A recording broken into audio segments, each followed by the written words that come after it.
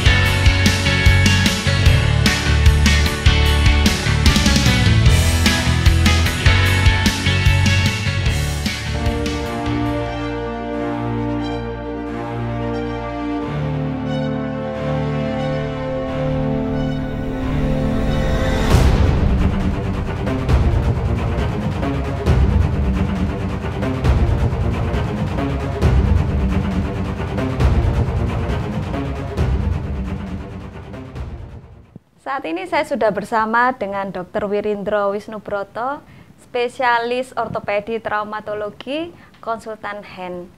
Nah, kita sapa dulu ya beliaunya. Selamat siang, Dr. Wirindro. Gimana dok kabarnya? Alhamdulillah baik, sehat. Terima kasih ya dok ya sudah berkenan untuk hadir bersama dengan saya berbincang-bincang seputar masalah kesehatan, terutama masalah tulang ya dok ya? Ya, tulang dan jaringan sekitarnya. Ya, baik. Dok, sebelum kita melanjutkan perbincangan, kita pakai masker dulu ya. Oke. Dok, saya mendapatkan sebuah email dari salah seorang sobat healthier nih dok. Seorang ibu-ibu ya, ibu rumah tangga sekitar usia 50-an ya.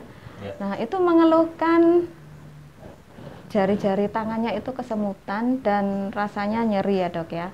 Nah, namun sebelum kita membahas tentang kasus ini, mungkin sobat healthier perlu tahu nih dok, untuk spesialis ortopedi atau spesialis bedah tulang ya dok ya, yang mungkin masyarakat pada umumnya sudah mengenal. Nah, ini konsultan hand ini maksudnya gimana dok, ruang lingkup kerjanya? Jadi memang ortopedi traumatologi sendiri itu sebetulnya bukan hanya tulang saja, walaupun memang kebanyakan masyarakat Indonesia tahunya ortopedi itu bedah tulang gitu. Tapi sebetulnya memang skop kita adalah tulang dan segala jaringan ikat yang ada di sekitar tulang. Jadi sistem muskuloskeletal itu mulai dari tulang belakang, spine, sampai dengan di bahu hingga ke ujung jari, mulai dari panggul sampai ke ujung jari kaki juga.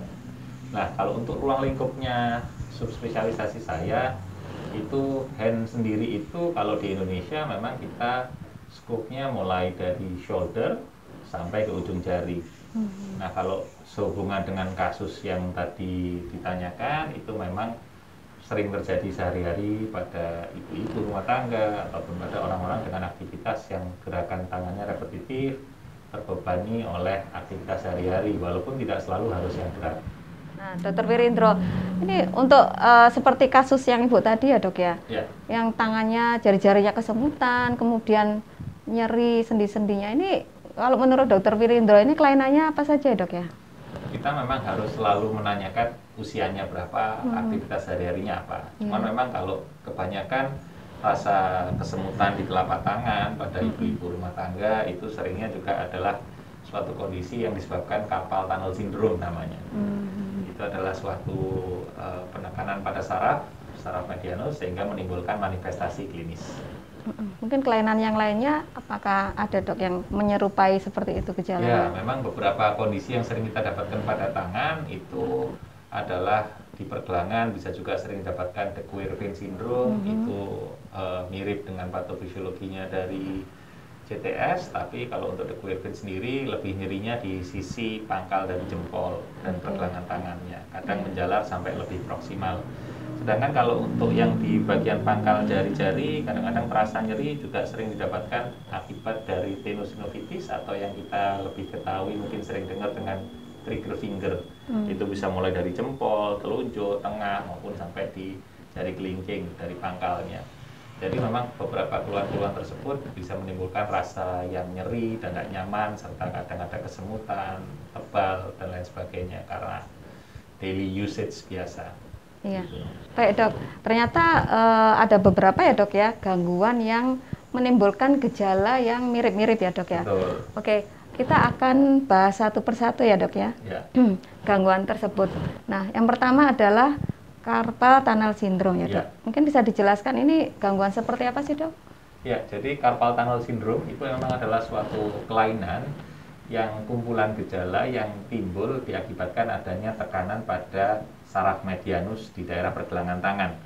Jadi di pergelangan tangan kita ini itu ada suatu ligamen ya, jadi telungkup suatu terowongan, makanya kita bilang suatu carpal tunnel. Terowongan itu isinya ada saraf dan ada beberapa tendon, flexor tendon ada sekitar 9. Nah, saraf medianus itu sendiri letaknya paling atas, paling superficial, dan dia paling dekat dengan retinaculum tersebut, selaputnya. Pada saat aktivitas kita yang overuse sehari-hari, ataukah ada benturan, ataukah mengangkat benda-benda yang berat dan repetitif berulang, kadang-kadang terjadi penebalan dan peradangan pada selaputnya retinaculum tadi, sehingga akhirnya dia bisa mengalami penekanan pada sarafnya. Untuk gejala-gejalanya sendiri dok, yang bisa ditimbulkan karena timbulnya tadi ada keradangan dan penebalan itu apa saja dok? Jadi biasanya gejalanya tersebut berhubungan dengan proses penekanan dan peradangan ligamen retinaculum tadi terhadap saraf medianusnya. Jadi manifestasinya biasanya bisa mengalami rasa geringingan. Jadi hiperparestesi kalau bahasa kedokterannya itu rasa seperti geringingan di area yang diinervasi, yang dipersarafi oleh saraf medianus tersebut. Area mana itu? Itu area daerah telapak tangan, dari mulai telapak tangan yang jempol, telunjuk, jari tengah, dan separuh dari jari manis. Jadi biasanya area tersebut yang mengalami rasa tingling, geringingan, ataupun kadang-kadang terasa lebih kebas.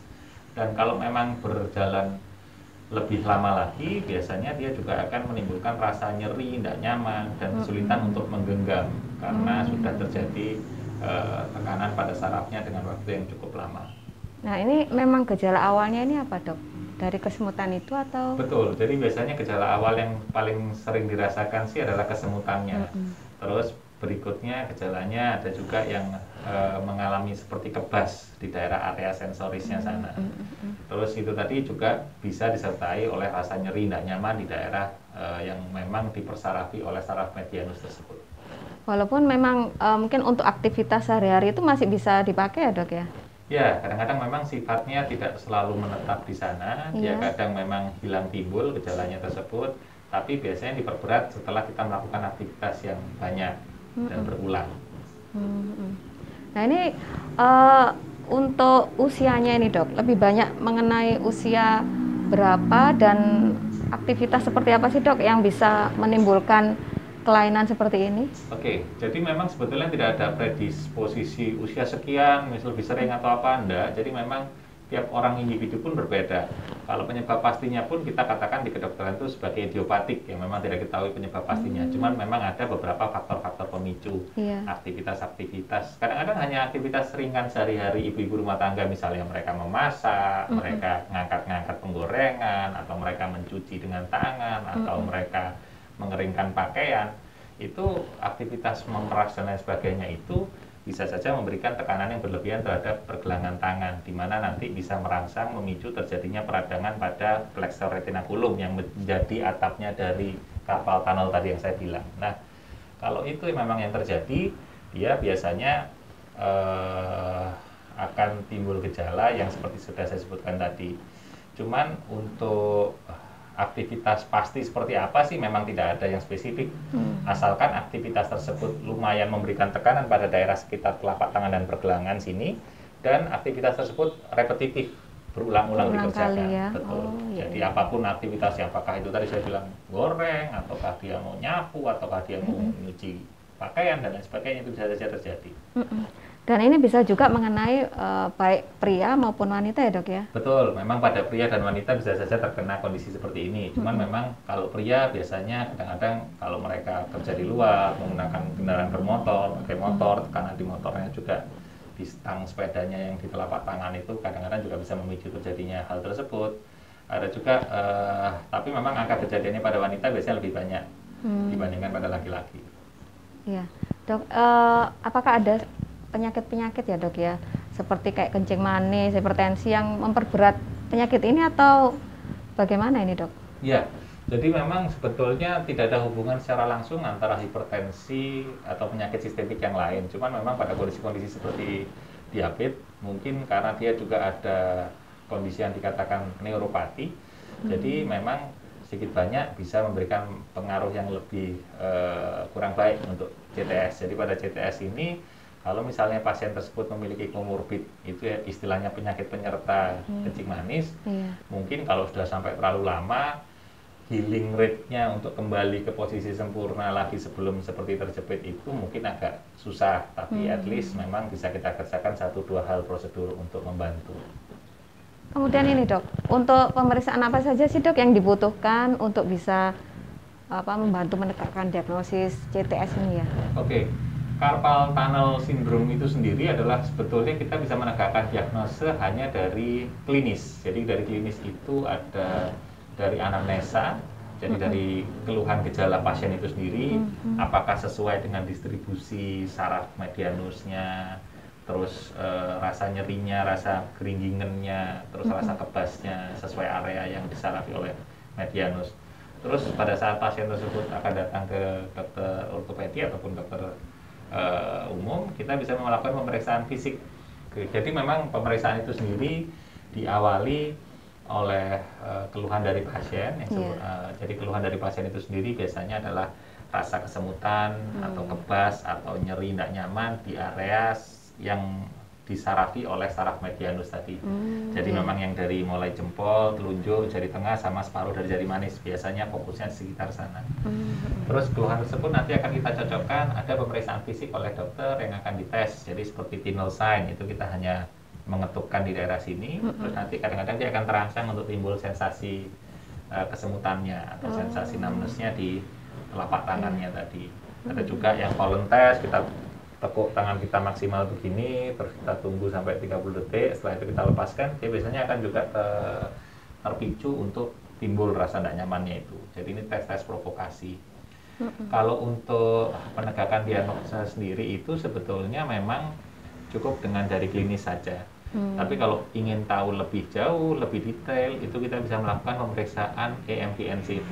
EMG-NCV itu seperti kita merekam untuk aktivitas saraf kita dan otot-otot kita, sehingga kita bisa tahu, oh sarafnya mengalami gangguan di daerah carpal tunnel. Jadi itu misalnya kita pasangkan elektroda di sini, nanti dilihat alirannya lancar enggak. Nah, kalau misalnya itu nanti akan ada angka-angkanya, kecepatan dari penghantaran saraf itu sendiri akan dapat secara objektif. Dari situ nanti bisa ketahuan. Tapi itu bukan suatu tes yang rutin juga. Biasanya dengan klinis saja kita sudah bisa menegakkan diagnosa dari CTS. Jadi pemeriksaan ini nggak menyakitkan ya dok ya untuk pasiennya ya? Nggak, jadi itu seperti kayak ditempel gitu aja sama elektroda, sama kalau misalnya ngerekam jantung gitu. Terus setelah itu nanti akan dikasih rangsangan, terus nanti akan dilihat dari yang memberikan rangsangan sampai dia ke ujung sini itu kecepatannya berapa, karena kita punya nilai normalnya, jadi bisa tahu misalnya latensinya memanjang, itu nanti bisa terdeteksi sehingga oh iya memang ada hambatan pada daerah terowongan tadi itu carpal tunnelnya. Dok, ini seberapa lama sih dok munculnya penyakit ini atau gangguan ini dok? Apakah hanya sekedar kesemutan saja atau nyeri-nyeri aja sudah bisa masuk ke kelainan ini atau butuh waktu berapa lama ya dok? Jadi sebetulnya sih memang awalnya suatu kondisi carpal tunnel ini sama seperti kebanyakan kondisi-kondisi karena overuse itu mereka pasti bertahap. Yang ringan-ringan memang gejala awal tuh kesemutan, rasa tidak nyaman, kebas di daerah telapak tangan. Tapi nanti pada kondisi yang tidak dihiraukan sampai berlarut-larut lama-lama, dia akan semakin mengganggu karena dia sarafnya untuk yang motoris pun untuk otot Pergerakan tenar ya. itu akan terganggu, sehingga dia kadang-kadang terjadi atrofi dari otot. Yang atrofi itu adalah apa ya, ototnya itu mengecil dikarenakan ya. inervasinya persarafannya terganggu. Oh, Dia atrofi di daerah tenar muscle-nya, dan fungsinya dia untuk menggenggam terganggu, fungsinya dia untuk pincing terganggu. Jadi memang kalau dibiarkan semakin berlama-lama itu akan menimbulkan masalah yang lebih banyak. Nah ini kapan nih dok, sobat healthiers atau mungkin pasien membawakan berobat ke dokter untuk keluhannya ini? Apakah masih pada tahap awal kesemutan tadi, atau sudah mulai ke apa, nyeri-nyeri atau kaku-kaku tadi ya dok? Oke, jadi gini, memang sebaiknya sih seawal mungkin, sedini mungkin dibawa ke dokter untuk mengkonfirm paling nggak, oh ya betul ini carpal tunnel, oh ya ini sebaiknya dilakukan tindakan ini. Memang sebaiknya di awal memang dibawa ke dokter. Tapi kalaupun misalnya belum sempat ke dokter, kalau ada keluhan kesemutan dan rasa tidak nyaman, numbness di daerah telapak tangan, sementara istirahatkan, ataupun mungkin bisa ditambahkan minum painkiller yang dijual bebas misalnya, untuk mengurangi rasa tidak nyamannya. Tapi kalau keluhan tersebut tidak menghilang selama 1-2 minggu, ya sebaiknya segera dibawakan saja ke dokter supaya kita bisa mendiagnosa lebih baik apakah betul ini gangguan tersebut, dan kita akan bisa memberikan intervensi terapi yang lebih tepat. Gitu. Jadi mungkin awal-awal biasanya mungkin ya dok ya, masyarakat umum ini kan kalau cuma kesemutan mungkin ya seperti obat-obat untuk saraf seperti itu yang banyak bisa dibeli dengan bebasnya di apotik, seperti itu, mungkin anti nyeri ya dok ya. Nah ini kapan dok nanti perlu tindakan yang lebih jauh? Jadi, apakah perlu operasi atau bagaimana? Betul. Jadi gini, memang tindakan itu ada beberapa hal, sama seperti kondisi karena apa, penekanan saraf yang lain. Kalau yang awal-awal kita selalu mencoba yang non-invasif, istilahnya dengan conservative treatment. Kita menggunakan obat-obatan, kita mengurangi aktivitas pergelangan tangan dan tangan untuk sementara waktu. Kalau malam hari mungkin bisa dipasang night splint. Night splint itu seperti penyangga. Nah itu paling enggak kita evaluasi ulang nanti, apakah bisa membaik atau tidak keluhannya. Kalau keluhan-keluhan tersebut tidak membaik, biasanya terus kita beranjak lebih intervensi lagi, misalnya dengan bantuan fisioterapi. Fisioterapi itu mungkin lebih detail menjelaskan dokter spesialis rehabilitasi medik. Mereka biasanya bisa melakukan dengan USD, gelombang suara, atau menggunakan infrared atau apa, biasanya disesuaikan dengan kondisi dari pasien itu sendiri. Nah, kalau dengan intervensi fisioterapi, dengan obat-obatan tidak membaik juga, kita baru nanti berpikir untuk melangkah lebih intervensif lagi, seperti misalnya injeksi. Jadi ada terapi injeksi untuk diinjeksikan golongan steroid intralesi, langsung kita suntikkan untuk meredakan pembengkakannya dan peradangan yang ada di carpal tunnel tersebut. Tapi memang semua itu ada untungnya, ada ruginya. Dan kalau injeksi steroid memang sebaiknya ke dokter ortopedi dan memang terkontrol, jangan dilakukan sendiri, karena kadang-kadang kita ngerti steroid juga efek samping banyak juga yang harus dipertimbangkan. Sampai pada akhirnya seperti yang tadi dibilang, bahwa memang kalau dengan kondisi-kondisi tersebut tidak membaik juga, kita perlu memikirkan tindakan untuk rilis operasi, surgery. Jadi pembedahan itu sendiri sekarang sudah zaman semakin canggih.